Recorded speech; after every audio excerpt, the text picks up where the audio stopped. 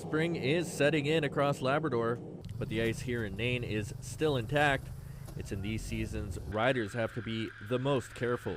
What's good today is not necessarily good tomorrow, especially with temperatures like this. So right now we're traveling on what's called the Smart Comatic.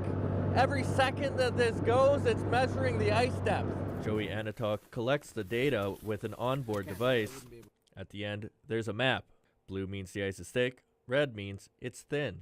Across the Arctic, people are doing lots of research on ice, but in terms of community level information that's relevant to community members and people, local information, I think that's the important thing, and that's kind of the difference in what we're doing here.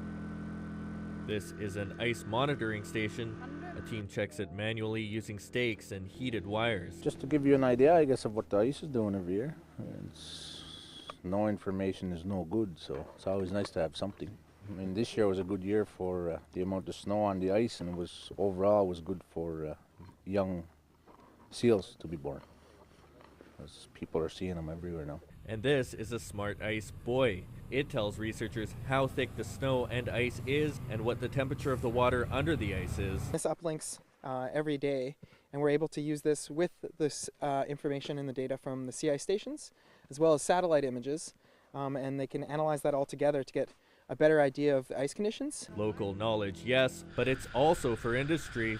Near the monitoring station is the ship track used to access the Voisey's Bay nickel mine. The Smart Ice program can help ships navigate the harbor.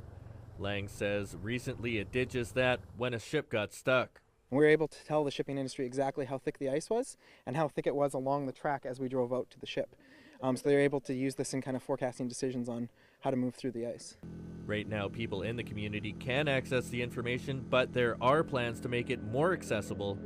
An online portal is in the works for anyone who wants to access it. Lang says that will be rolled out soon. Jacob Barker, CBC News, Nain.